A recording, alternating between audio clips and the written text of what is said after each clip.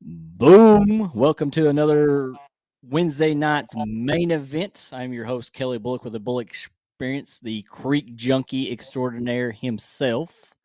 And we have on tonight a special, very, very special guest, Mr. Epic Catfish, Mr. Tim Scott himself, the professor. I don't know how special I am lately. I'll tell you what, I've been doing way more work and not enough fishing, that's for sure. Oh, yeah.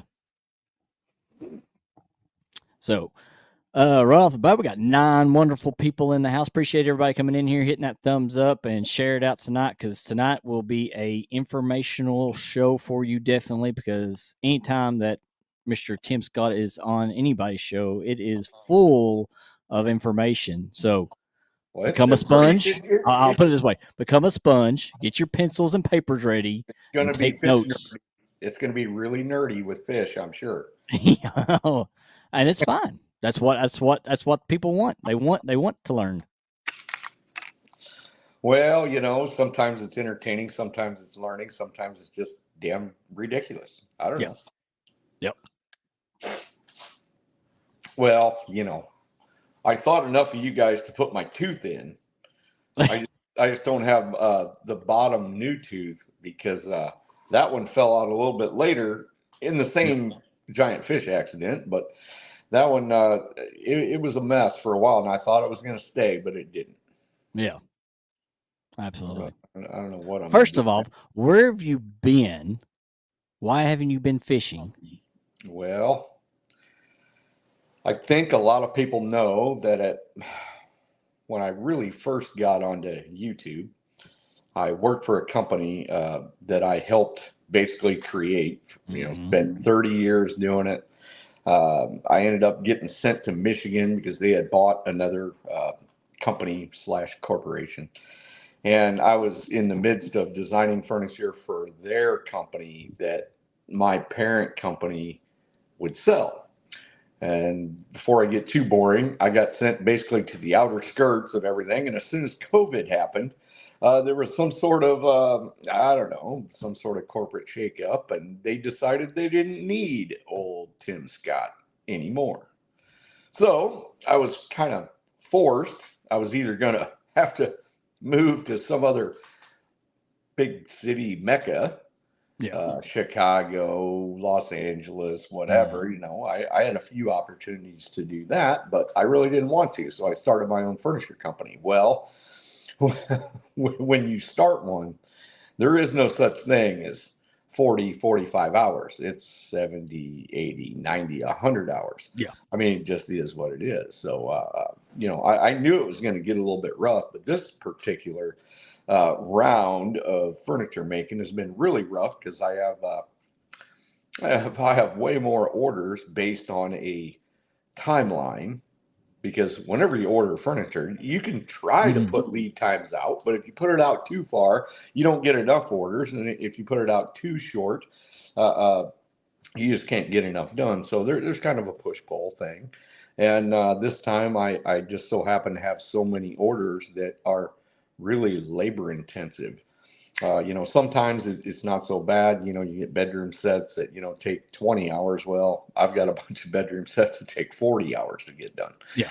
in the same. So, you just get stuck. So, I mean, we were just talking about off camera YouTube, and you're like, did you see this? Did you see that? I said, I haven't seen anything. Yeah. I You've been barely busy. have Yeah. enough time. I have barely enough time to tell a few catfish stories and upload them to TikTok, Yeah. and I really don't even get to watch it. So, it is what it is. It's unfortunate that a 55-year-old man's got to work like he was 25 again. That's what really sucks. Yeah. Appreciate that tuber chat. That's Mr. Kevin K from Canada. He's the one that hosts the tuber chat connect and grow show on YouTube that I watch. Appreciate it, man. $5 Canadian. Happy holidays to you too and your lovely significant other. So, Kelly, is $5 Canadian like $10 American yet? I really don't know what the Because I difference know is. we've been printing money like it's going out of style, and Yeah. it reminds me of a story. So when I first landed in South America, Mm-hmm. I don't know, it was probably 2001. I and there's not very many stores, but the stores that you do go into, I thought, well, maybe I'll just buy a soda, So I was looking for a Diet Coke or a Diet Mountain Dew or whatever. And I looked at the price and it said something like 55,000 whatever's might as well just be dinero. And I'm thinking, Yeah. wow, that's kind of weird. But, and I didn't realize, I didn't have the conversion in my head all that well. Mm-hmm. And, when you're paying 55,000, what used to be a South American dollar, that means that at some point they did exactly what we've been doing, quantitative easing. Mm-hmm. So that means they just print money until the economy and inflation is so bad that what you once bought a house for, now you're buying dinner and a Coke, Mm-hmm. if you think about it that way. Yeah. And most general third world countries that I've been to, either for fishing or uh, for the furniture industry, is basically the same way. Yeah. But that's not fish nerd stuff. That's No. economy crap. Yeah. All right. So since I have not been able to watch hardly any YouTube, what have you been doing lately? Because I mean, the call was kind of out of the blue, and I'm like, yeah, I'll go on your show. Fishing. I've been creek fishing a lot more. Well, imagine that. Yeah, imagine that. Yeah, that creek junkie extraordinaire. Imagine me not being a creek. Um, Are you creek fishing for giants closer to the mother river, though? That's my no, question. no, Yeah, hold it. When I first started talking to you, I said that's what you have to do. If you're I going to know. creek fish, you've got to go within a few miles of a mother river so that you Yeah, can catch giant fish. yeah. Because otherwise, you're just, unless it's smallmouth. I mean, smallmouth love the upper parts of tributaries, blah blah blah. I've But actually if you, been catching 12 to 14-inch smallmouth, but I've been catching hand size or bigger bluegills, like which pan both, food which size monster which, bluegills. but both are bait to me. Oh, I know. You got to get in my mindset here. Yeah. Those are bait. You until you get to 18 inches on a smallmouth, Mm-hmm. that's when they come out of the bait range. Even though I could use them, but I just like smallmouth Yeah. a little bit too much to use them for bait. And but 12 to 14 inches, if they, if I'm bait fishing, Mm-hmm. like for suckers, and maybe a Mm-hmm. smallmouth will swallow the hook, and he's going to die anyway. He might just go. He might just go with me into Yeah. into the bait tank, and yeah, I've caught some rather monstrous blue cats on accidental uh, death, smallmouth. Yeah. Thanks, Dale Hayslip. Appreciate it. What's I thought you up, were on my Dale side. Hayslip? He's I awesome. thought you were on my side. Well, you're Team Epic as long as you're talking to me, right? Yeah, absolutely. Yeah. Absolutely. But no, I've been doing pretty good. I think for the year, I have caught close to 500 fish out of the creek. Okay. So what I'm looking for right now is I'm looking for that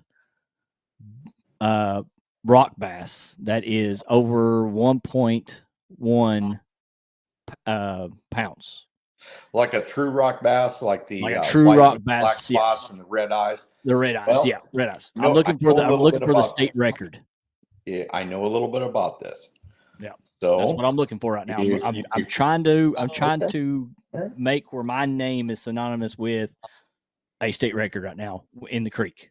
Okay. So And I could do it with a rock bass because it's so small of amount of weight that I'm getting close. I've got up to 0.6 of a pound. So I'm getting closer. I'm finding those creeks where we have that spot. So I'm finding them, I'm weeding them out. 1.6 pounds. Yeah, 0.6. Yeah. No. Did you say 0.6 or 1.6? No. 1.1 is the record. Right Okay. now I've got 0.6. Now you do realize a 1.1 pound rock bass is pretty huge. Mhm. So it is all right. So I'm going to tell you your window of time because I just so happen to like rock bass, and especially when I go north. So the you want to fish fairly deep. You want to find an area that has slower water near current in these creeks that you fish with submerged logs. Yep. And the biggest ones do not just bite willy nilly. You're going to have to, it's almost like chasing giant catfish. You want to fish either early in the morning or late in the evening, and you want to upsize your jig, like with a night crawler, Okay. fairly big, and you just want to tap it off the bottom in between those logs and lift it up about an inch or two and just hold it. You're going to catch a whole lot of other fish, but you will eliminate a lot of just wasting your time Smaller with one, yeah. little ones. But Okay. you're going to have to upsize that thing to a jig about like Mhm. that. And I'm talking. I'm not saying about a quarter ounce and a fairly long shank, because otherwise all you're just going to do is just try to catch one by attrition and it Yeah. will not work. The other thing I've that tried to is look around to see what I've got around me, but I've been working with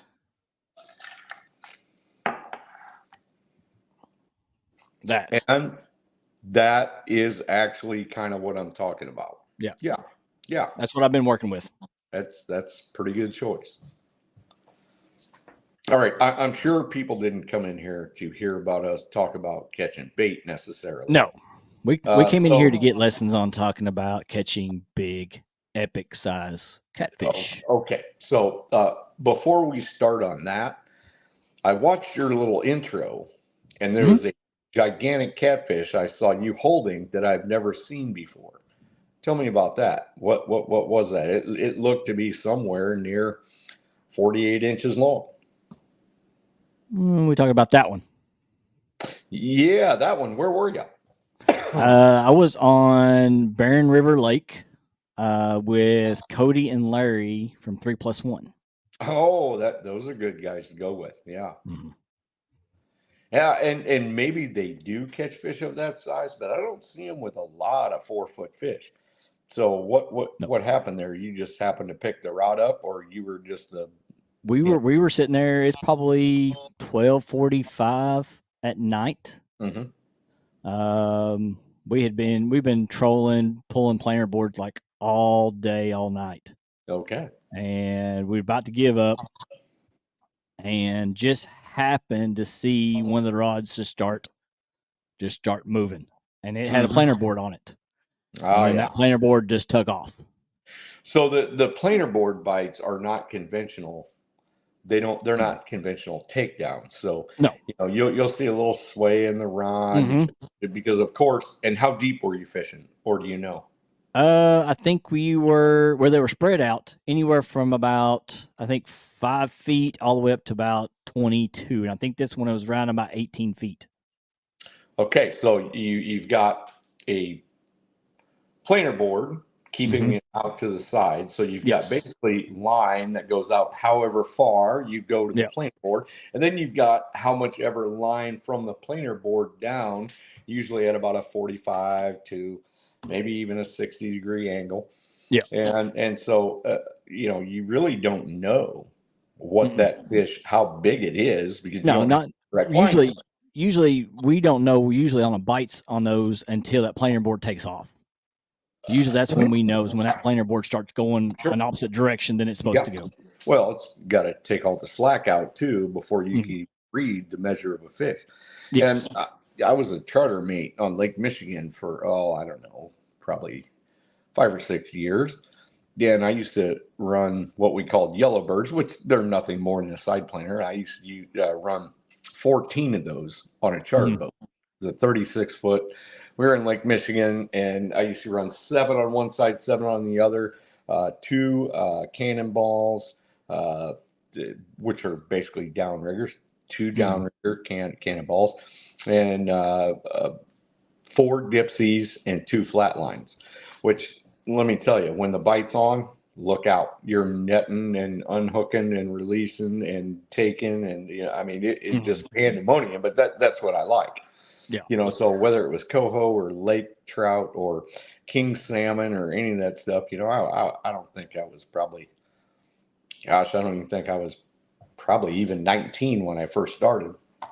And my first love's catfish, but nobody was paying that amount of money, when I was in college, for catfish. But I soon changed that when I became basically a catfish guide. I think I was probably 24, 25 when I first opened my catfish guide business. Yeah, the name of the game was being busy and catching big channel cats, and as fast as as fast as humanly possible, move. Sometimes I'd anchor 30, 40 times a day, but that soon lost its luster with me.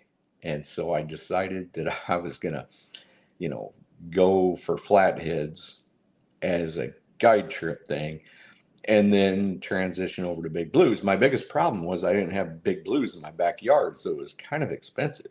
Yeah, because you had to travel. Do a trip. Yeah, you got to travel 3-4 hours, stay overnight and do all that stuff. So, most of my blue cat customers were already channel cat customers and then flathead customers, which flatheads was about an hour away. And then they said, how about blues? So, I do a select handful of trips in August for big blue cats. And I'll tell you, we had some of the most fantastic days. Because when you're fishing a lot, you're going to hit those great days instead of just your decent days and then your really tough days. You're going to hit those really great days, and I think back in those days, I think 3 of my top 10 anchors of all time happened in those days because I was fishing so much. And like you catch 20 fish on an anchor, and the smallest one's 35, the biggest one's 75, and you have a multitude of fish over 50 pounds. And if you want to hear that story, look up go back through my live videos and look for Fish Tales by the Fire. Yeah. And one of them was the top 10 where me and Epic of were all time talking about it. Yeah. Now we didn't catch 20 fish on that top 10 anchor, but 1, 2, 3, 4. I'd have to look at my notes, but I think it was 7 or 8 fish. Yeah, 7 or 8 fish. Smallest one was 40, and the biggest one was well over 100. Oh yeah. And the second fish was even over 100, and then the third fish was somewhere in the 90-pound range, and then it like filled out with 70s, an 80, a 70, or whatever. I'd have to look at my notes again, but just one. And that's another thing we'll talk about tonight is note taking, because it's one of the things that a lot of people don't do is write down what they've done before or take notes on. And you know why? Because a lot of people are all they have. They're kind of like me now. They have weekends. That's what they've got. They're not going out with like a purpose. It's not like their life's work. They're enjoying it. They're going out there and whatever. I looked at it like a total, I don't know, psychotic episode of 30 years of my life where I want to catch the biggest and meanest catfish that existed in a river, and even went to South America to try to do it. So I do wish I was able to go to Europe for Welsh cats, because those things still excite me. I mean, you've seen the videos where they're hitting whopper ploppers on the surface, and the darn things they look like monsters that are like 7 foot long, and they may be. Unfortunately, most of those videos, they don't actually get them in the boat. They don't actually like measure them and all that, but it is what it is. So congratulations on your fish. You never did say, or I didn't listen, exactly how big it was. Did you say it was 40 some pounds? 47 pounds. 47 pounds. Now, and you were in a lake. Yep. Did it meet your expectations as far as the fight? Yes. Yes. It fought like a 47-pound fish. It did Okay. not. It did not like being hooked up. Yeah. We'll just put it this way: after we got it pulled in, Hmm. it decided to puke up about 5 pounds worth of water All right. all over me, all over Larry's seat, and the boat. Now, you know that 5 pounds of water, they don't naturally have that in their No, system. It no, mostly comes in on the, on the pull in. Yep. yes, Oh yes. yeah. Oh my gosh. Well, Sean ended up catching like an 85 pounder on a live one time, and that thing puked and puked and puked. It puked all over him, and kind of luckily the camera didn't get it all that much. Yeah, but and blue cats go through these little deals where their feces or their poop looks one way, and then for Mm-hmm. a month it'll look another way. And so he just so happened to get a hold of one that was in the heron phase. Have you ever seen heron poop? Yes. It's terrible. I Oh yeah. mean, it smells bad. And one of those big 80 85s ended up pooping on him, and it was terrible. I mean, Oh. it stayed in the carpet of the boat for like an entire, Ew. yeah. So all we I mean, did was film it and point to it. You know, we didn't even clean it up. We're like, yeah, that's I remember the smell of just the puke because I mean my clothes oh, reeked for weeks. Even yeah, after a couple washes, it still yeah, reeked so yeah, bad. I was like, yeah. I can just imagine what the poop smells like. Oh, If that's if puke smells that bad, it's just it had to be horrible. you know, flatheads will go through a period where they smell really bad too. When you get one in the boat and Hmm. you can literally physically smell, I know that they're hitting dead and cut bait more by the way they smell. Believe that or Okay. not. When they're smelling fairly crisp and pretty clean, they smell basically like flathead slime. Yeah. But they have a certain smell when they've been on cut bait. So if I get lucky enough, if I'm fishing live bait and one actually eats live bait, but they have a certain smell, I know that we should start throwing cut moon eye and cut shad. Okay. It's it's really kind of a weird thing, and until you've experienced it, it just sounds like a stupid story. Yeah. I mean, Yeah. because I don't think I've heard that because I mean it's that they give off that smell if they've been doing that. Well, So it's not it's something you can interesting. easily Definitely. talk about because 90% of the people that hear it are going to be like, yeah, it sounds like kind of bullshit, Yeah. you know. But there's guys out there that know, and there's not that many of them, Hmm. but they do. They know. Lynn's in the house. What up, Lynn? First time I've seen you on YouTube. It has been a while. It Yes, it has been a has. while. I keep saying that I'm going to put a video up if I ever get a chance to Mm. do it, and hopefully I get to before Christmas because this thing's going to take about 30 hours to put up because I'm going to do a epic entire year video ending with Montage. Yep. and well, not just a montage. It not only is it going to tell a story, it's going to have information. It's going to have things. It's going to be an amalgamation between stuff that we filmed, a couple of live shows that we were able to do, and it will end with what I call the last monster. And that was my great friend Sean boating his absolute PB right at the very last live show at the end of the year. It's going Hmm. to be great There you if go. I ever get to it. I've worked every single weekend and every single day for the last, I think, 55 days. It's been pretty crazy. Oh, I'd say it is. Because I mean, I was just lucky. I was even lucky just to get a hold of you. Like you said, you were working away and just happened to look down and see the phone go off. I did, and that's because it was kind of sitting in a corner and it was kind of dark and it lit up. Lit up. I get things that light up on my phone all the time. Matter of fact, I have. I might even be able to show you. This is going to be proof right here.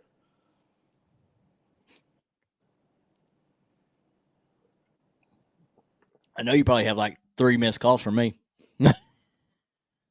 I don't know how to get it up there, but when you look at my, I do.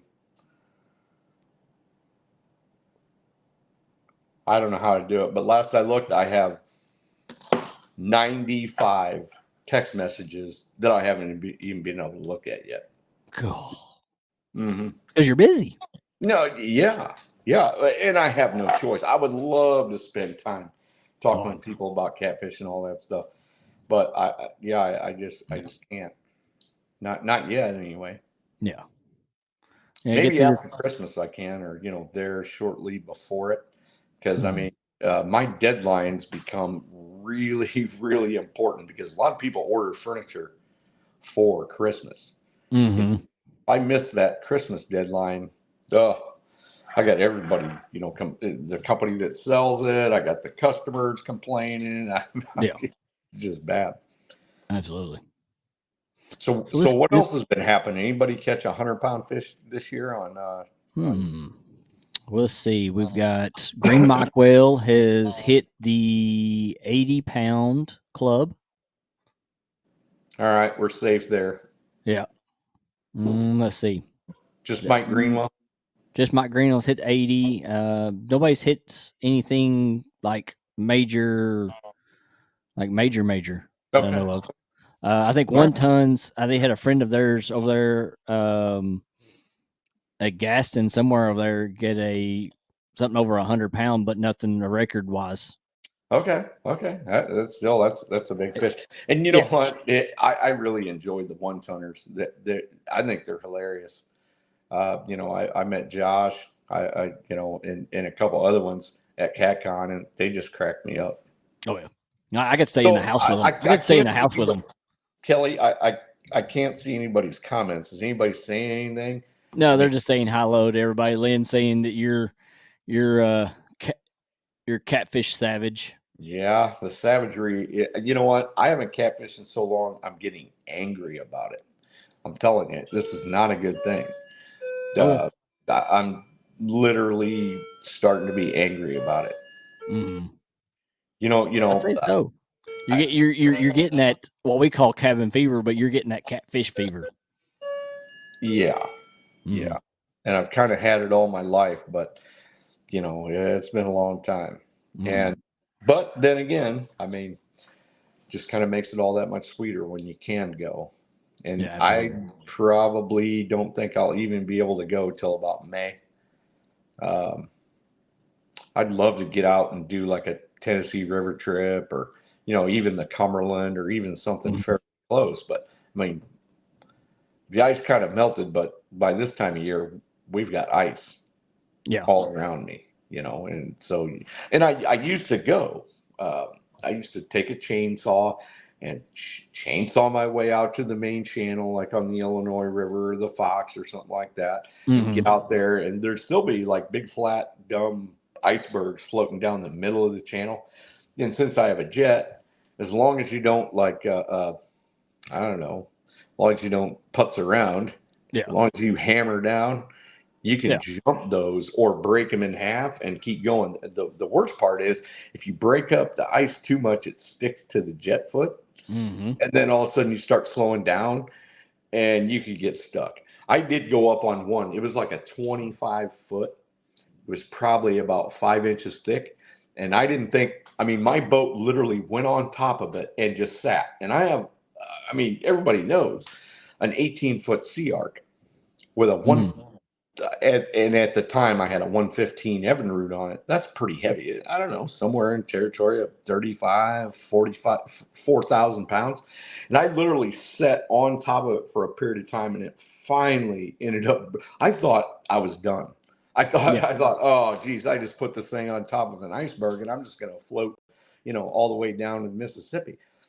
But it finally cracked and went through, and I was actually able to go. So I kind of avoided the really big ones after that. So let's talk about catfishing this time of year. Let's talk about baits. Let's talk about what to look for this time of year. Are we fishing shallow? Are we fishing deep? Are we fishing Where are we structure? at? You tell me where we're at first, and then I'll tell you what I would do. All right. Let's see. Let's get it like right now. We're in 40. It's 40 degrees, 45 degrees outside. We are on a let's say we're on a river. We've got some current. Like I said, it's about 40, 45 degrees outside. We've got current on a river. And we are going after let's first talk about let's go after flatheads. What part of the country are we in? It was probably let's say around where we're at right now, where I'm at, where you're at, like mid central, mid east. Because that's where 90% of most of us, that's where we're at right now. We're either Central Time or we're Eastern Time. 15 days before Christmas, basically, is what we're at. No, we're more than that. What is this? The 5th? 6th, yeah. So this is the 6th. So December 6th. I would say in my temperate zone, in my region,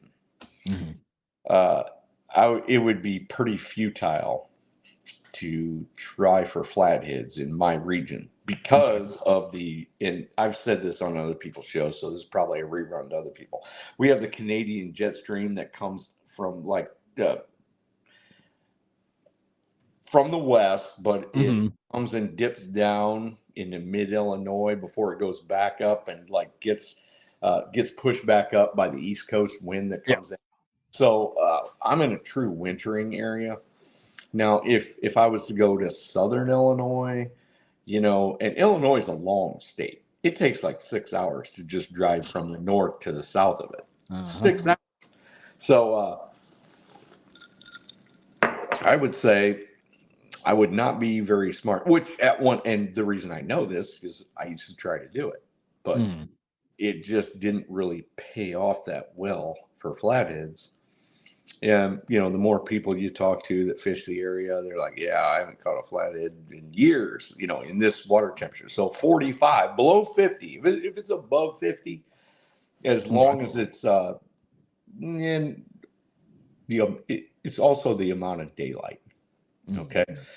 It is the time of year, the amount of daylight, and even flatheads and tanks only, at 75 degrees don't feed that much in the winter. When that amount of daylight signals their biological behavior to settle down, it does.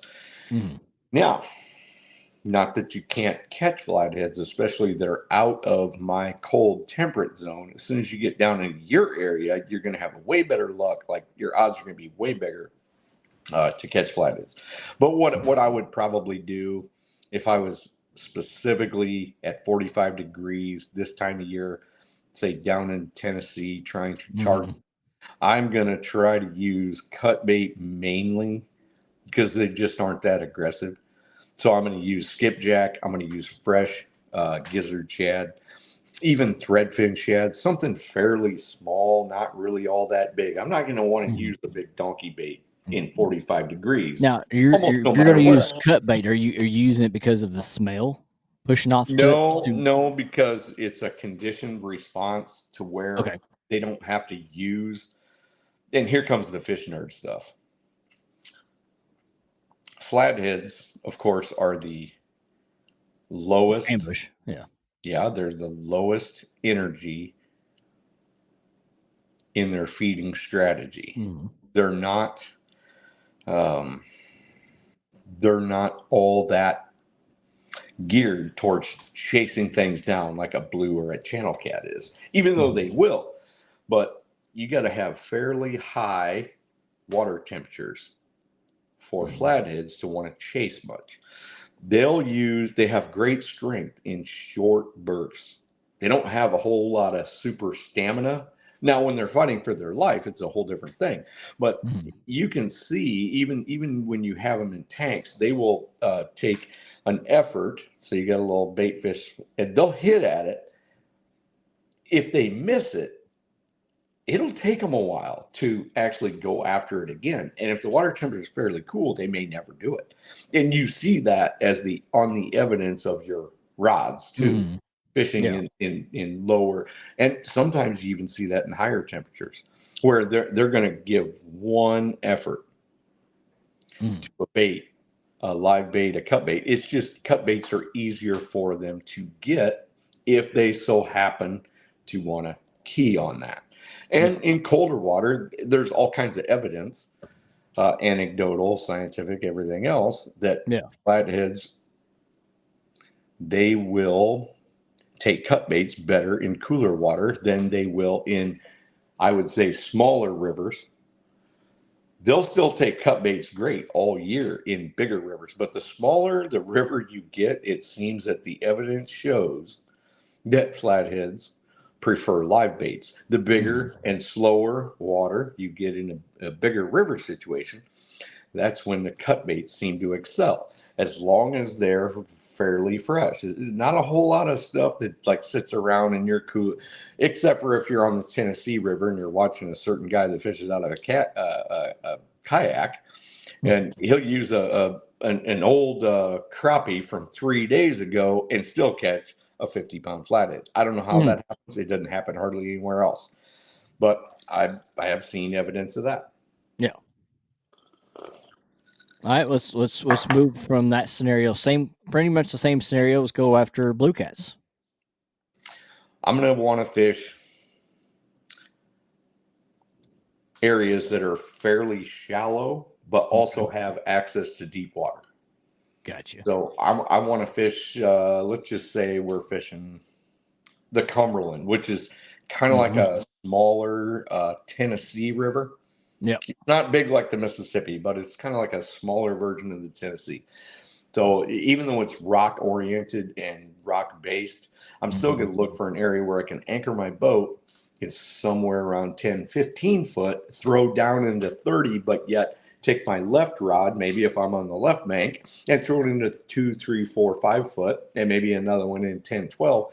And then I'm going to listen to the fish. If the fish are telling me I need 12 foot of a certain current, I may want to reproduce that as it goes.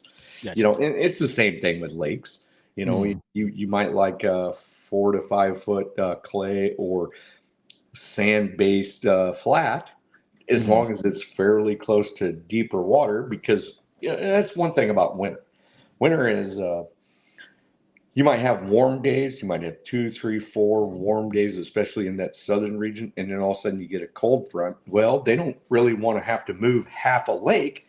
They just want to move from shallower water to deeper water, so that their nervous system isn't in such shock. Yeah. Yeah, because when you talk about setting it up on like the Cumberland River, and you're setting it up in deep water, and then it's kind of like how we were fishing on the Barren. We were, even though we were pulling planer boards, we were on the flats, which were shallow.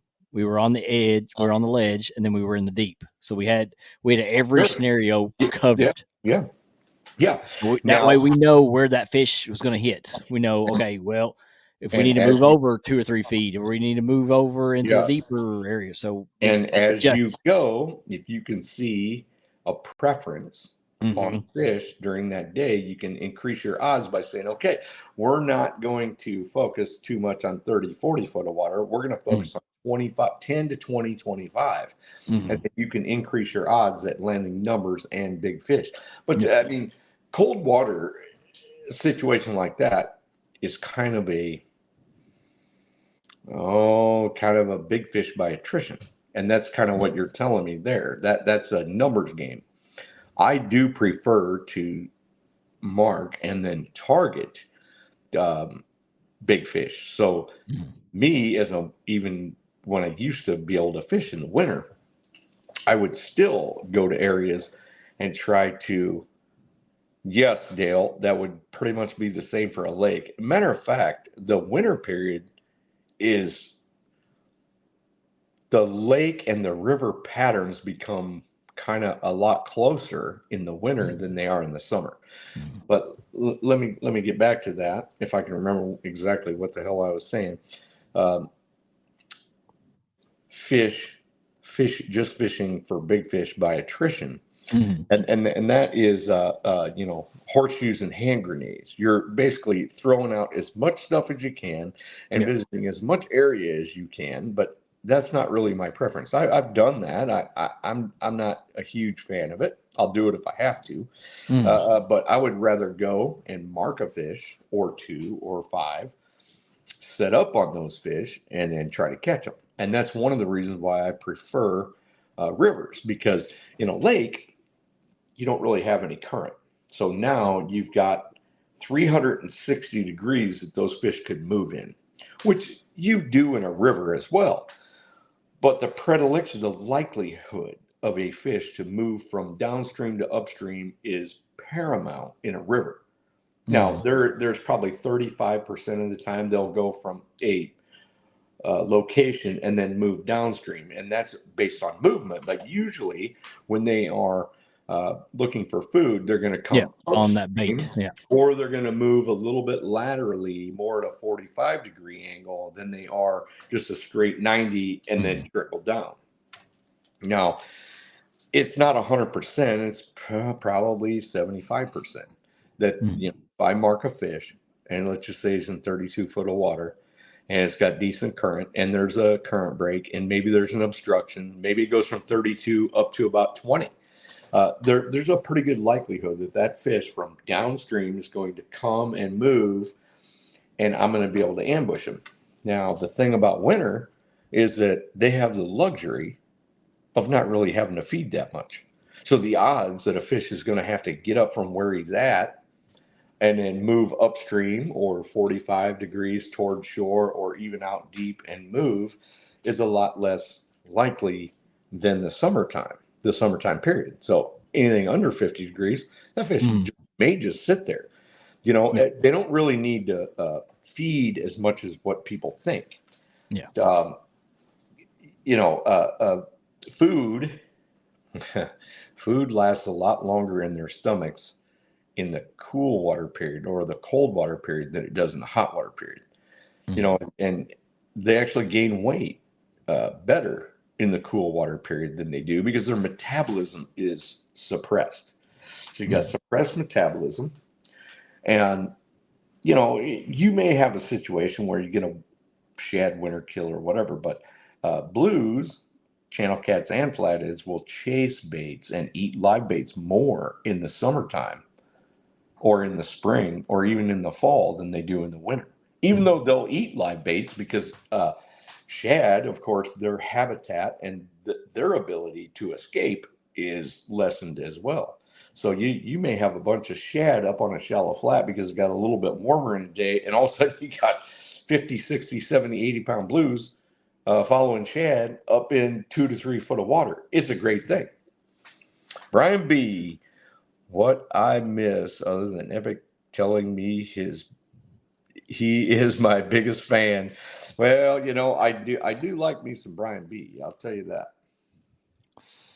Yeah, Brian B's he's a good I don't know good if I fella. would claim to be Brian B's biggest fan, but He needs at least one. he does. He needs at least one. I don't know if Chad or Freddie can claim to be his biggest fan. Yeah. Well, he just said, I think I read that right, that I supposedly am his biggest fan. Yeah. I do like Brian B, though. He's a hoot. And I'll tell you, when I was out there, we spent some time in his garage doing like epic catfish stuff where we got rods and line and hooks and all kinds of stuff in the garage. And I'm explaining, how all that works. We had a great time. Yeah, absolutely. There's Mr. Certified Fishing Nut in the house. There we go. See, there's a lot of new names that I haven't seen. Yeah, you've been out of the YouTube game for a little bit. We've gained quite a bit. I don't like it. There's my buddy Jim Rhodes. He's one of the co-hosts I had, Kevin from K&B. It's one of his good buddies. Okay, Mr. Jim Rhodes. Certified. He goes, "It's me, Tim." Me who? Yeah, and I may know people. They they have changed names. I mean, Yeah. there's definitely some. Or you know them by their real name and not really their Sure, channel sure. name. Yeah. Yeah.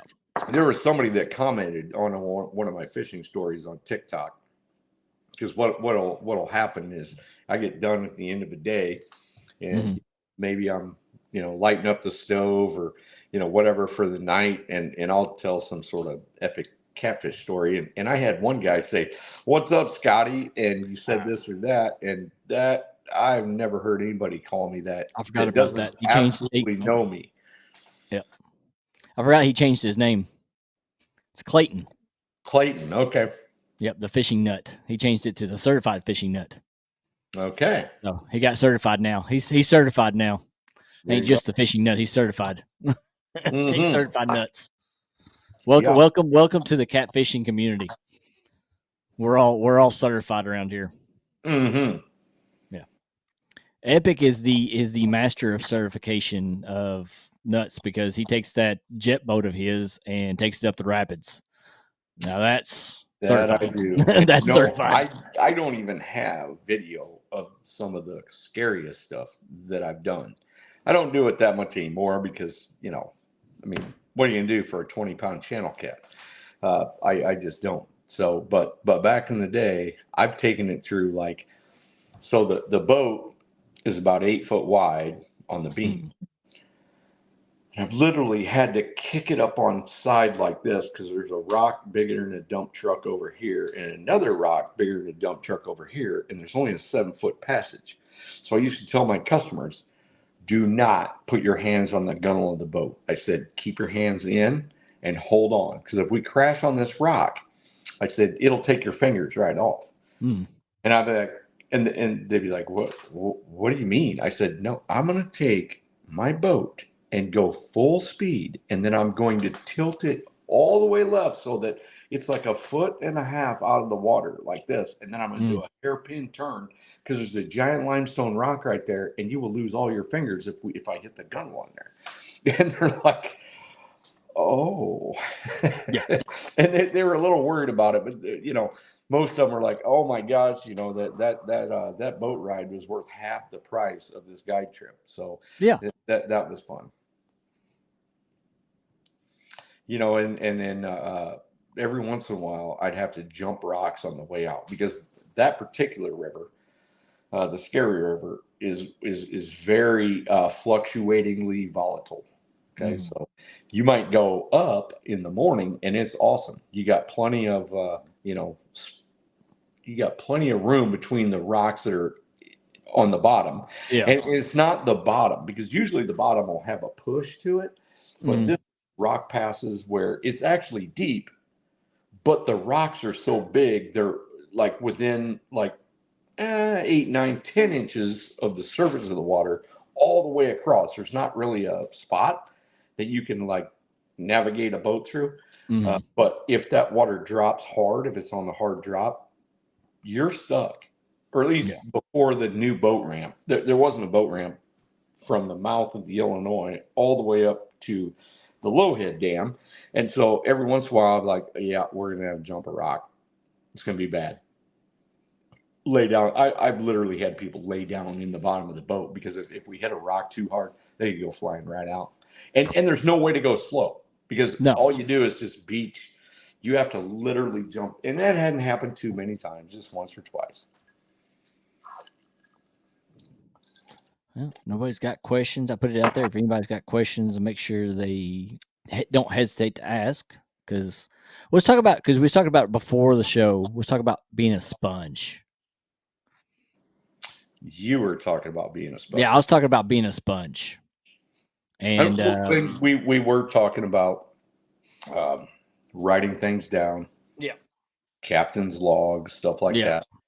And I mean, it was more important for me a long time ago because there wasn't really much to read or too many people to talk about. So I constantly had to use that as a memory so that I could pit 1 year against each other or 1 month against each other. It really hasn't been as important lately because there's so much catfish talk and, so many people to ask, and a guy doesn't have to be a giant fish expert for me to listen to him. I Mm. really like a lot of people's experience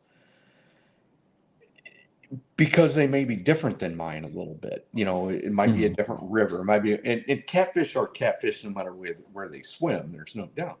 And it doesn't Mm. really matter what the species is, whether you're on this continent or another continent. There's always that niche that, you know, I mean, there is a South American version of the flathead. There's a South American version of the blue. There's a South Mm. American version of the channel cat.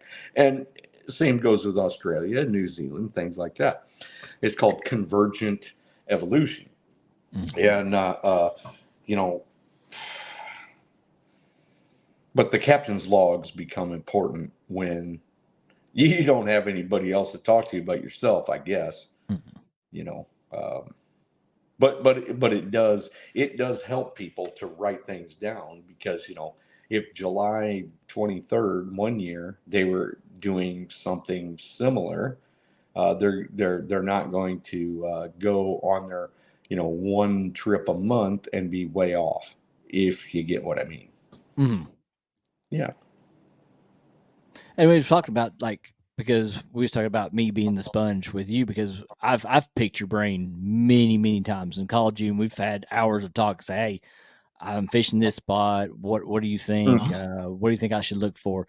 And that's the thing is I've always looked So up to are you you as talking about those conversations when I said get that out of your head? This is yes, exactly what you need to do. yes, Quit focusing on yeah, that, and you need to yeah, just focus on this.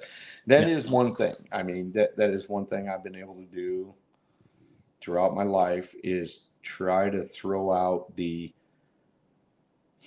variables and stick with the mm, constants.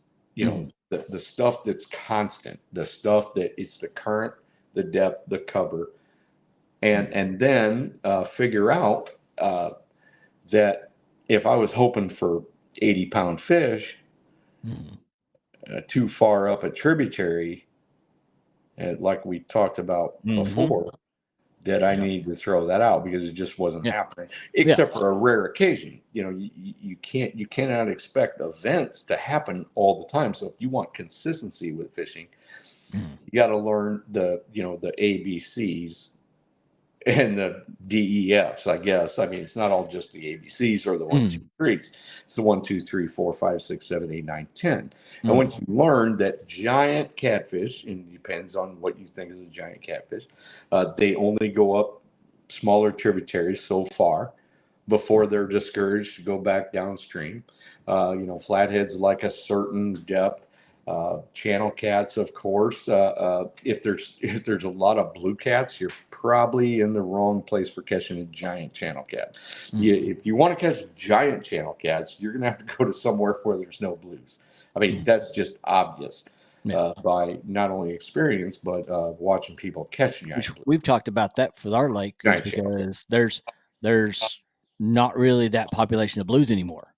So we're starting to get them back. So mainly we have channel cats Oh, and we have yeah, flatheads. yeah. And we've talked about that because flatheads, I mean, there's some big flatheads in the lake. Hmm. And there's big channel cats. I'm starting to hear more and more now this year.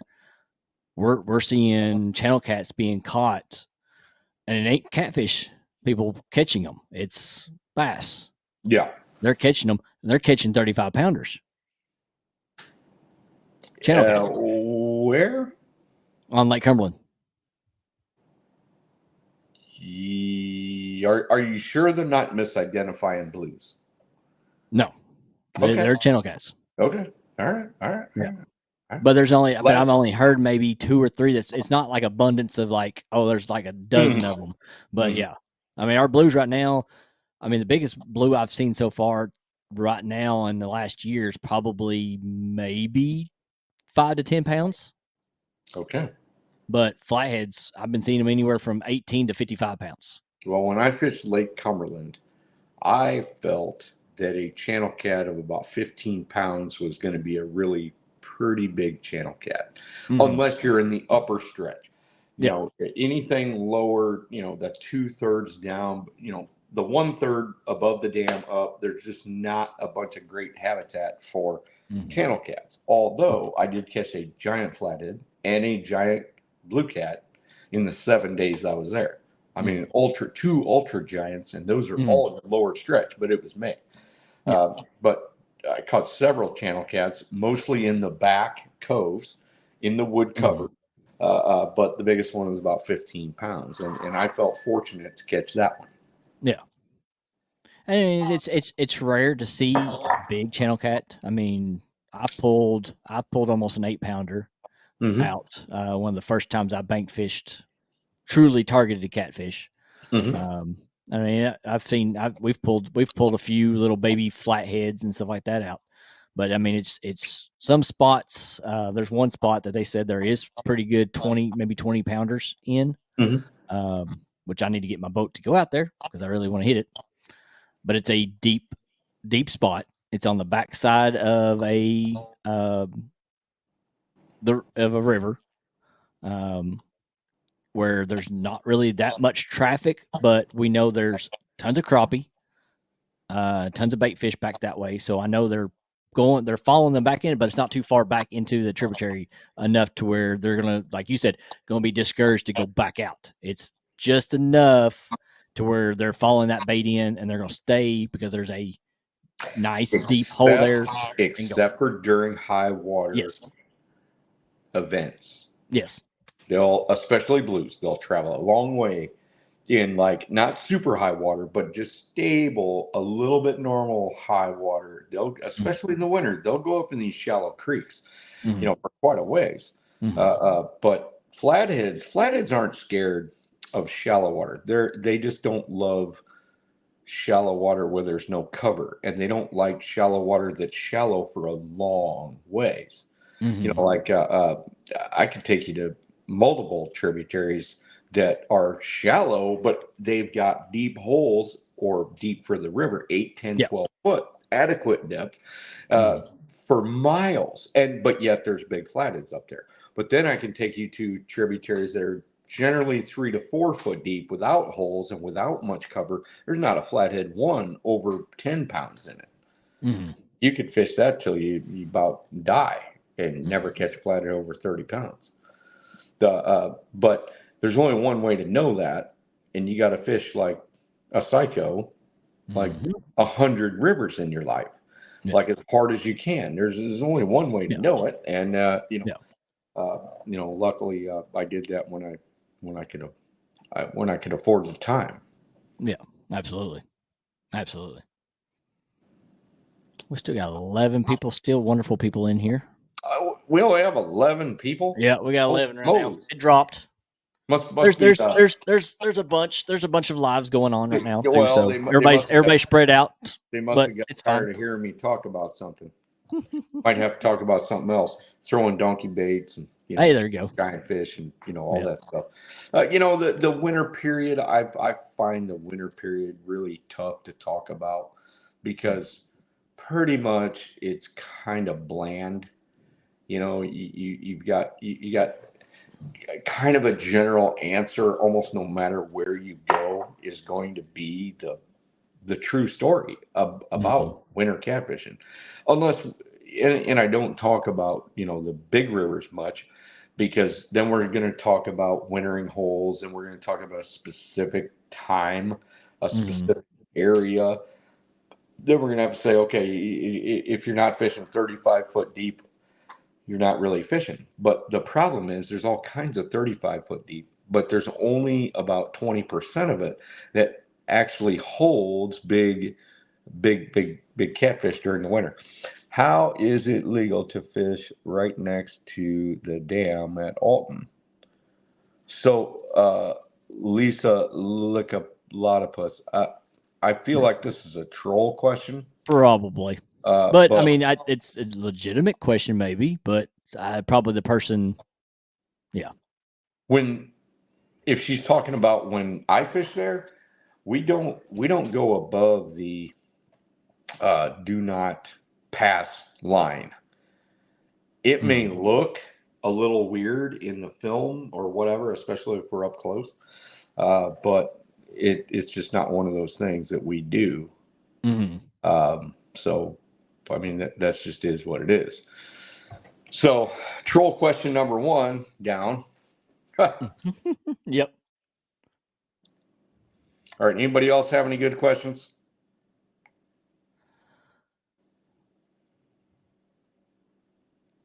Let's see. Nobody else has got questions. They're all still, a couple of them saying they're still here listening.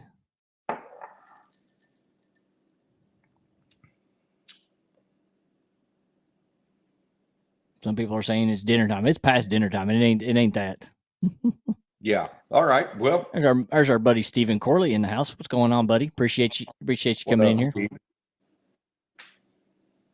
Let's talk. Well, it's like you said. I mean, wintertime is a hard thing because I get a feeling a lot of people don't fish during the winter, and a lot of people. And a lot of people if you're gonna pick a time not to fish, the winter would be a good one. Oh yeah, but then I mean, a lot of people are like, well, sometimes that's the best time to go fishing. And a lot of people are like that. Yeah. Now, why would they say that? That's the little thing a lot of people don't talk about is why would people say winter would be a good time to go fishing? And I understand crappies the best time during the winter because that's when they're biting. But catfish, why would a winter time be a good time to be out catfishing? I suppose some people have better success during the cold water period. They might also enjoy the weather more. I mean, I have friends that are they love 50-degree weather. They're hot at 70-degree weather, which is like optimal for me. And they test 80 or 90. And there's a lot of parts of the country when, Alabama and lower than that, it's summertime is just unbearably Texas. hot. Yeah, Texas. They're just it's those summer months. They'd rather not even get out. Mm-hmm. And you do have a situation where in certain bodies of water, big catfish will group up more because they tolerate each other. They just do. I mean, if you're ever going to throw a bunch of 80s together and they're not even going to care that they're right next to another one, it's a cold water period. It just is. Because, I mean, even blues get irritated with each other if one's kind of in their space, they'll nip at each other and sometimes bite. Flatheads absolutely hate it, but in the cold water period, they lay on top of each other. And I've seen somebody else answer this question on another show. Another That's person a great question. And it is, and it's a really good question because it's being thrown around a lot. Yeah. What's the best time of the day to fish in the winter? Okay. So we're going to look at this a little bit altruistically because to me, there is no best time of the day, but there is a shorter window, a bite window. And usually for me, and it depends on what I'm fishing for, but if it's channel cats, big channel cats, or blues, I would have to say in my area, it's going to be about 1 to 2 p.m. in the afternoon up till about 4 o'clock. Now, that doesn't always mean that, but in my recollection, I've had better luck when the sun is basically higher in the sky. And in the wintertime, 1:32 is when it's more direct than it is like during the summer when it's 11 or 12 o'clock, if you get what I mean. So, daylight savings time kind of messed with it, blah, blah, blah. And I literally have always liked the 1 o'clock, 1:30 to about 4 o'clock in the afternoon. And here's something that I don't really have any evidence for it. All I'm doing is an extrapolation. So we know, and nobody's done a study on this, but there is people that have done studies on the northern pike situation. So earlier in the year, right at ice out, northern pike will feed and then go up shallow. And really the water temperature isn't that much different, but they're getting sunlight and it actually helps them digest. And they've come up with this. I don't mean little northern pike, I mean big ones like 48-inch northern pike, big northern pike, great big round things like that, up in upper Minnesota and Canada. Mhm. So I'm extrapolating that there is a possible link to that, Mhm. but I don't really have any proof of it. Yeah. Well, I'm not going to pull up this next uh, troll name, but I'll read what they said. What do we got? We got. You always Another have trolls, or are trolls just looking for me? no, apparently they're here today. Hmm. They like spinning reels, but they said that they read bait casters can handle bigger fish. Is it worth switching, even though I have more faith in a spinning reel? Well, I wouldn't call that a troll comment. I But the mean, name, it's the maybe name, maybe you got a the name weird with it. troll name Yeah, like Johnny Butt Plugger or something. yeah, All right. Well, that's a legitimate question, and yeah. I would say that yes, that's one of the reasons why I switched from spinning reels to level lines. But if they have a lot of confidence, I've seen some gigantic fish caught on big spinning reels. And Mm-hmm. there's no doubt that there's all kinds of levels of quality spinning reels Mm-hmm. that you don't find at your local Walmart, but yet you can order online. I mean, there's some pretty darn high quality big spinning reels that they use in the ocean stuff. And let me tell you, a 30-pound open water fish from the ocean swimming 30 mile an hour is quite a thing. I mean, Mm-hmm. it's just not even matched. Well, So yeah, I I mean, mean, we've seen some big fish caught on what those Zepco 808s. yeah, I wouldn't say I would try. I've owned 808s. I've owned Mm-hmm. 888s. I've owned 888s. Yep. 704s. I've Mm-hmm. owned 33s. I've owned all those. I would. There's no way I would do what I do with an 808 or an 888 at Mm-hmm. all where I do it. But Mm-hmm. could you land a big blue in a lake with one? Yeah, if you had a lot of time and you were Mm-hmm. skilled, sure. I mean, gear is all preference. It Yeah. really is. Just make sure you have a decently smooth drag, a line capacity that you can deal with, and it's all about the experience of the person, Yeah. really. Oh, Because I absolutely. mean, I own a couple of big spinning reels. Would I? I mean, they're big. Would I use them where I'm at? No, but I'd use them on a slow, 1.5 mile an hour current river or 0 mile an hour lake. Sure, I would. Yeah. And it just depends on what kind of experience you want to have with it. Mm. I mean,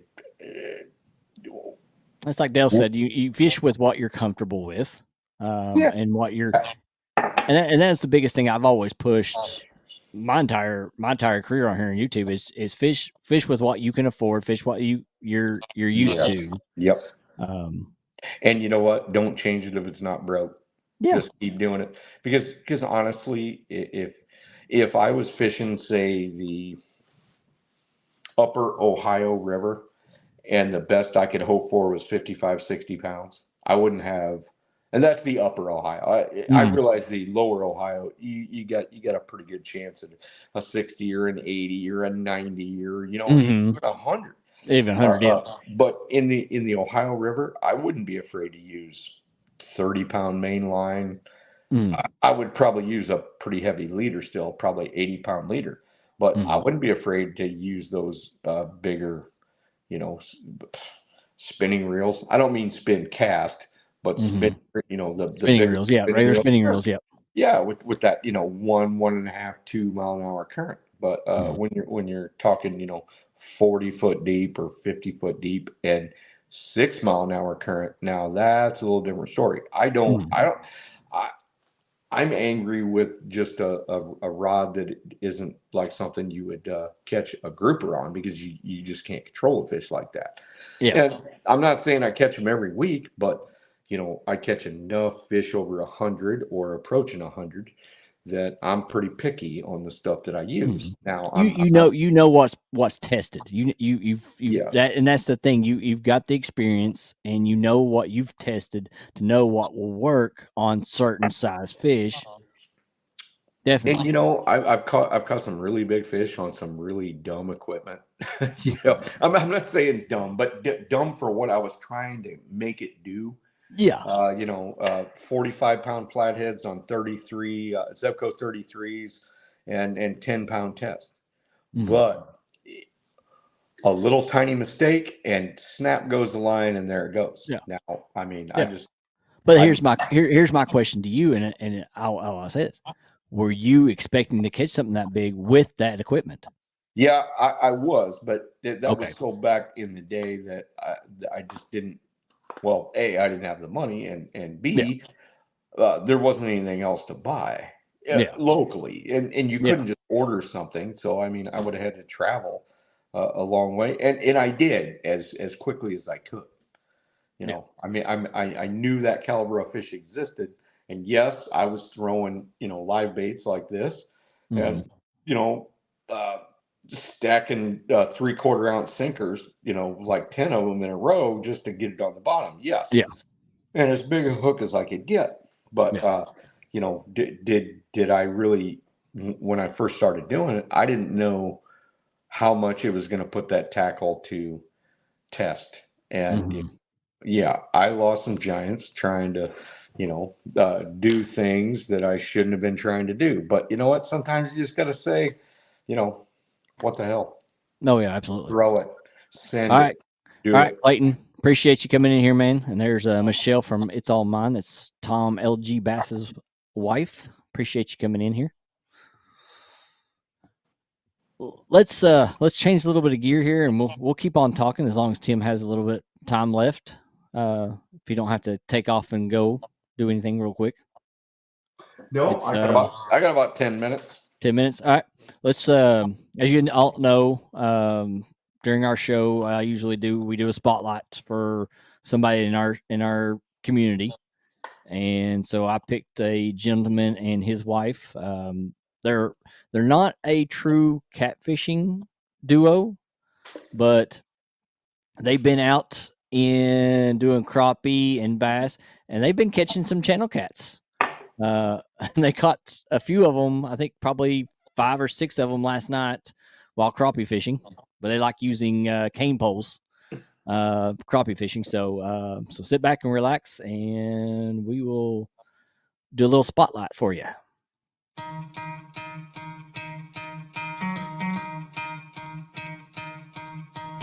You could try to play, but you're never gonna beat me. Look the other way, what I'm doing ain't easy. Bloody hands stained from the people who deceive me. Muddy hands break through the chains, go free me. Looking for change, looking for pain. Pulling a mob, pushing a train. I'll never stop, stick to a lane. Pick up the pieces and go rearrange.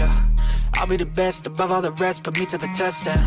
Expect nothing less, your check as I'm chess. What's happening next? He got the venom, a tangible weapon, no coming in second. This life is a lesson. He got a new engine from pain, it's a blessing. New focus, no guessing, just load an obsession. All in his possession, you got their attention. I'll leave an impression and take a redemption. Just kill no discretion, your mind is a weapon. 11-11, it's time for progression. You could try to play, but you're never gonna beat me. Look the other way, what I'm doing ain't easy. Bloody hands stained from the people who deceive me. Muddy hands break through the chains, go free me. People like sheep move feet, hurt it easy. You don't wanna be fast asleep on this evening. Better stand tall, ready for a fight, believe me. When they drive the chains, you can say no, free me. So he's been looking for somebody who could save him, instead of searching inside for what they gave him. A strong will, strong mind causes mayhem. We could change the world, change times, rearrange them. Staying on pace, running the race. Life is a chase, I don't want a place, I wanna be first. Work till it hurts, dehydrated thirst till I'm in a hearse.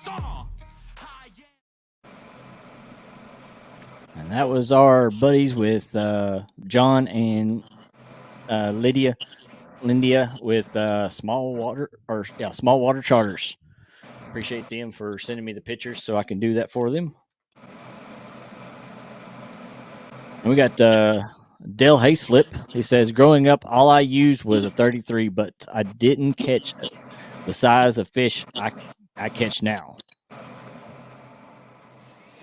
Dale knows he's of the age where I mean, that's all we had.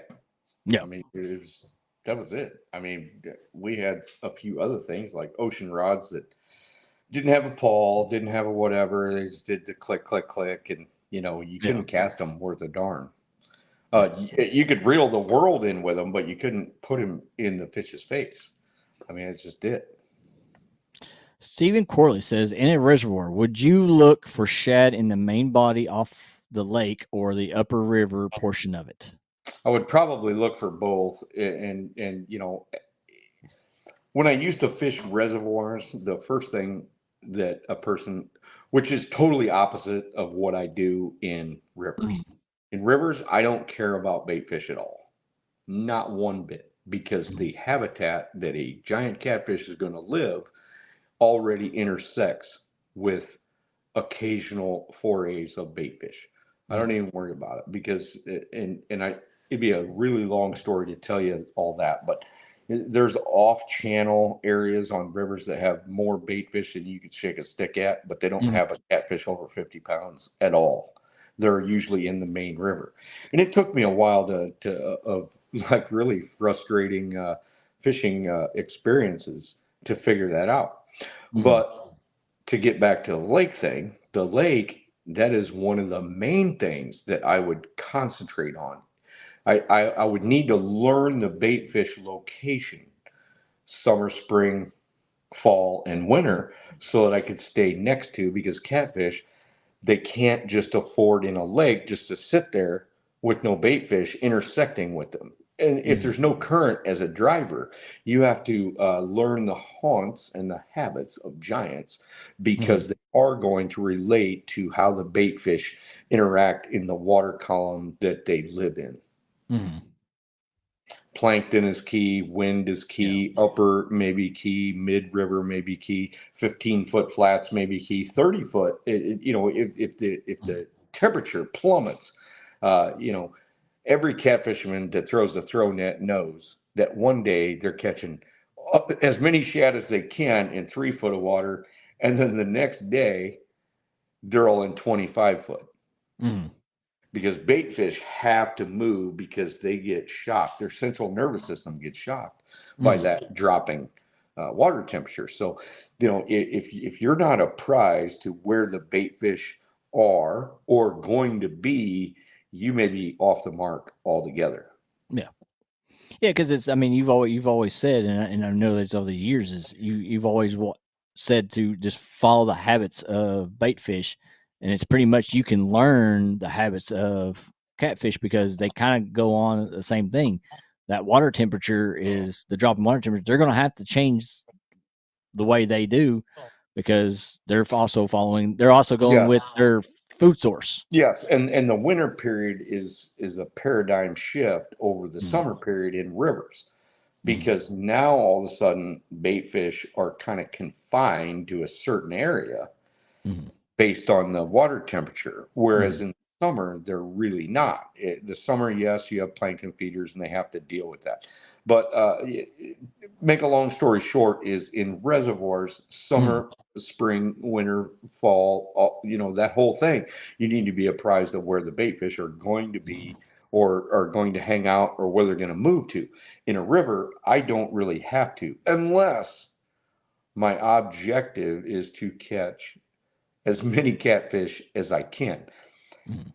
Because smaller catfish, catfish under 30, 40 pounds, they still need to hang out where the bait fish are. The big catfish really don't have to.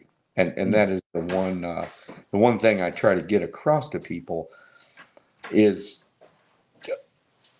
what kind of catfishing are we talking about? Are we talking about numbers? Are we talking about eaters? Are we talking about the biggest fish we've got in the river? And I have gravitated towards the biggest fish you've got in whatever body of water I try to fish. So, I've had to throw out the bait fish equation in rivers until it's winter, and I rarely fish winter these days because I don't have the luxury. I was going to say something. So scenario, let's talk about different kind of scenarios or what to look for. And I know you've been down here, and like you said, you fished Lake Cumberland those 7 days and stuff. They drop our water drastically during the winter, and they call it the winter pulling. So a lot of times certain areas of our lake, especially around the Fishing Creek area, part of it drops 40 something feet. So it goes down to maybe a 10-foot little canal, deep canal. Mhm. So where all that fish that was in that section, where are they going now once that water's drastically dropped? When Now. water drastically drops, it triggers the ancient fight or flight mechanism, which is basically, I mean, if you look at catfish physiology, it's all a brainstem, basically. There's a little bit of higher function, but it's mostly a brainstem. So, the one thing we know about any sort of creature on the face of the planet is that if there's not a long childhood, there's very little thinking that goes on, like higher thinking, like a raccoon, dogs, cetaceans like whales and dolphins and orcas. They have a very long childhood in which the mother, at least the mother, sometimes mother and father, take care of them for sometimes up to several years. Those are the creatures that have the higher thought, that could do a reasoning. They can, think of things, and look at people. I mean, we have like a 10-year, we're the most cerebral creatures on the planet, above, even our nearest relative, which would be the great apes. So, but catfish, they have no learning. They're kicked out of the nest about that long. They know everything that they will ever know within 99% within 2 weeks. Well, actually, the second they're born.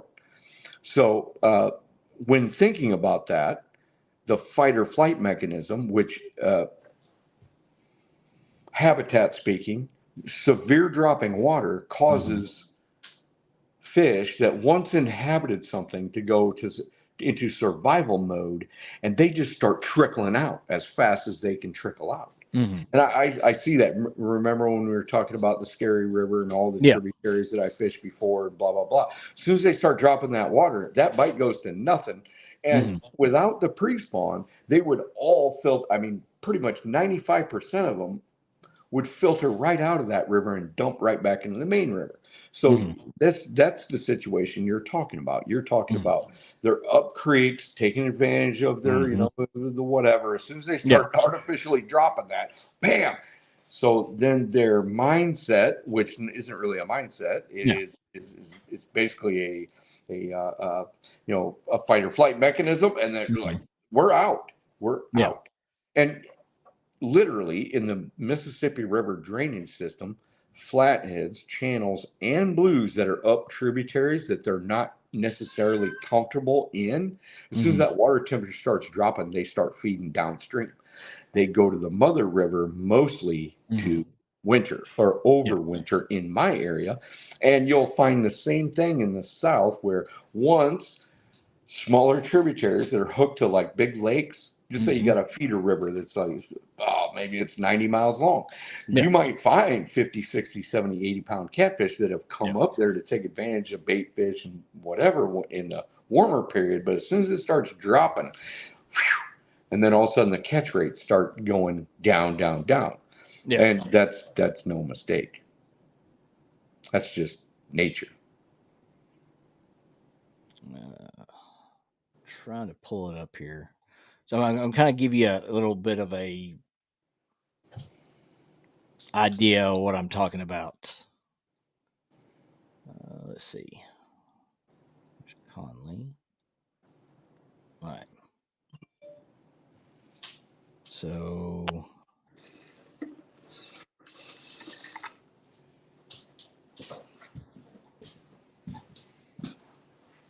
all right. And we'll talk about this. Dale has also brought up another one. It's so they drop their lake big time every year, which they do ours too. And that's when he starts taking pictures of sunken wood and rocks. Yes. So I want to talk about that too, because even though they'll fill that back up, how long will it take for those spots to really gain fish back? Because if they're like you said, they're doing that flight, they're not going to come back to those spots. They are going to come back during the pre-spawn, because I mean they will. That's another inherent Okay. instinctual movement. So during the spring, they're going to come back fairly quickly, because I mean that's just the nature of them. And oh yeah, I see what you're talking about. Right. So this part right here, basically, only things left in it now is the channel. Yeah. It's not that wide anymore. Right. It's just it's probably. I mean, I literally can like almost walk across it. In certain parts, you can't. You literally almost walk all the way across it through the water. Yeah. So I mean, it's literally nothing now. Yeah, there's not going to be much left in there in the winter. Because let's see, I'm trying to find it real quick. And you know what? I used to extrapolate or imagine that when they drop water like that, all I needed to do was find a basin hole, you know, something that was going to be 4 or 5 foot deeper, and there's going to be all kinds of catfish trapped up there. Oh no, they'll push through a foot of water. They will at night push through stuff that their backs are sticking out of the water just to get downstream. That's how that is how much that fight or flight response to dropping water will affect them. Yeah. And it'll stay like that until spring. Yeah. And then they start filling it back up. Yep. And so, you know, you're going to have to chase them on the main river. You know, as soon as that water starts dropping, they start filtering out. And if you literally blow that up again, go down. So, like, see where that little finger is? Right here? Nope. Or up, right there. If you were to put a camera line across that, you would see literally almost every single fish within the first 2 or 3 days of them dropping that water hard and the water temperature is dropping. You would see almost every single fish just filtering right out of that, going back to the main river. Okay. And it's not because they're smart. It's because they are conditioned through millions of years of evolution to not be trapped in a situation where they can't survive. Yeah. So the other part, what I was talking about with you about that one spot that they had some bigger, the channel cats. Okay. That is, I believe right here. Let me go back over here. If I'm not mistaken. Is that it? I gotta pull it back out again because I gotta find the spot for them. Let's see. All right, pause just a second. Okay. One thing I'm gonna say is see where the green starts on the Big Bend. Right, you talking about here or right here? Over there. Over. Go to your right there. Right there, yeah. So everything above that is what I would call headwater type. Okay. Looking at this map. All right. So even when you look at smaller rivers, such as the one I live right next to, there's not a whole lot of big catfish, no flatheads, no whatever. It's all channel cat and smallmouth habitat, suckers, blah, blah, blah. It's that upper third. Same thing with the upper Mississippi situation. You know, you'll get a situation where it's great smallmouth, it's great northern pike, it's great, and it's got channel cats in it, but there isn't a whole lot of flatheads. There's no flatheads at all when you get into upper Minnesota, and it looks almost exactly like this. There's a transition between big water and small water. Yeah. And so I can see that transition right here where that's going to be your big channel cat line. It's going to be, if you had smallmouth are probably going to be up farther, as far as a lot of people are fishing these corners for bass. a lot. Okay. So we're already looking at a situation where a river changes from a big water catfish situation to a small water bass slash Hmm. cat slash whatever area, and big channel cats exceed in those areas. Matter of Yeah. fact, like that river I was talking about, it has Mm. pockets of deeper water, 7, 8, Mm. 9, 10, but most of it is only about 2 foot deep, and Mm. we catch channel cats that are huge up in like a foot and a half of fast water. It looks Yeah. more like trout and Yeah. salmon water than it does, what a person would think traditionally as Yeah. channel cat water. Yeah. So So I was that is not surprising. yeah. So I was looking because this is it. It's this one right here.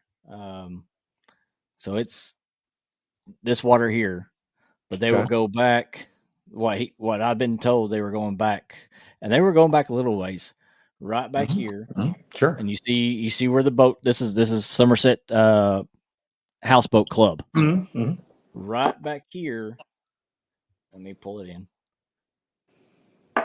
Right there Okay. is a deep hole. Okay. What they're telling me is to anchor up or tie off to this right here and fish toward that area. I don't And know they why said that you fish. there's big channel cats sitting in this spot right here. I don't have any idea why you would fish upstream from a boat location like that. Mm. Because upstream is obviously to me to the right. I would think it'd be totally opposite, where you'd fish a little bit from upstream See, to and downstream. what we do is right here. Mm-hmm. That's crappie. Okay. That whole backside, That's we telling you we that's would fish crappie constantly. pretty slow water right there then. Mm. Okay. So if I was gonna try it and just say you had just told me about this, I would go probably see where that, you got that whole line of boat slip on the outside bend, right? I Yeah. would go up where we were before. Yep. And I would most likely, instead of trying to anchor where your cursor is now, I would Right go here. to this opposite corner. So no, go to the right. Keep going, keep going, keep going. Now go directly up, Okay. and then now go to the right. Right Right, in here. right. Keep going right. Keep going right. Keep going right. Right in there. A little bit left. A little bit left. And then now more center of the river. Right in Yep. here. That's Okay. how I would target that. So I would be able to, because I don't think that's that wide. No, as you it's look at really those not. boats, it's not. So I would place my boat right in the middle of that and then throw downstream, and I would cover as much shallow, medium, and deep as I could until I found a pattern. I would just listen to the fish. Okay. And then look out, because once I figure out, oh yeah, 5 foot, You just switch it. decent current, whatever, and then I would go up. So go upstream. With my jet, I would probably go up, keep going. Keep going. I would go up into the small water up here. Yeah, because As it starts long getting as, really low. Because once you get absolutely. farther in here is when I start creek fishing. I start wading the waters. But here you have that bend right there, which I think that's probably wood or logs right there. Does that look Trees. like wood or logs? Trees? They're actually trees in logs There and you trees go. in the There water. you go. I would probably catch the biggest channel cats in early May, where you're at, right in that range, right in that zone. And I may even go up a little bit farther, which I can't manipulate that map, but I would probably go up about as far as my jet John boat would allow me to go, and then I would work down. See, anywhere from it gets here real on, small. here on is pretty much you're not going to get a boat. It's gonna get very shallow. But if it's April, May where you're at, it's going to be higher water, and that's what I'm going to like. I may go up another mile or two if it's high enough water, especially if I can find some stones, some logs, some riprap, anything like that. Yeah, see, like right here, you can see it right here. Yeah. That's obviously summer pool. Yeah. Yep. I'd say it is because Well, all right, Kelly. it looks like the water's up.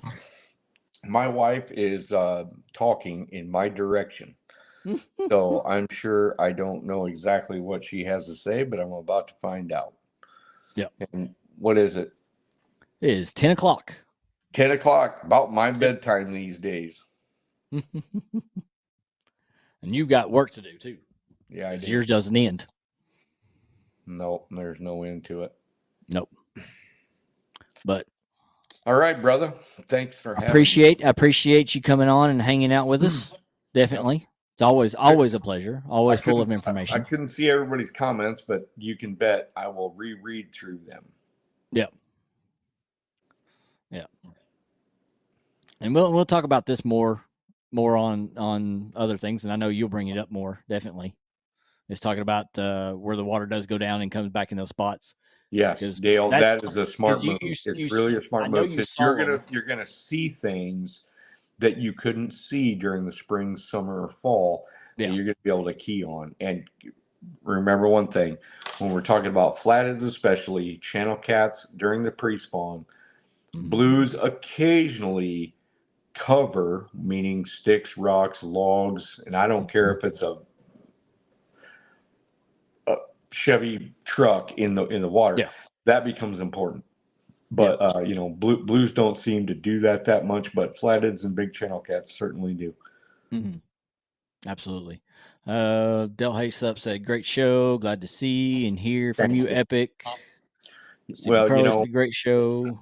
If you look back, says, "Great info as usually." If you look back on the old Epic Catfish channel, I think Dale Hayslip was my absolute first commenter.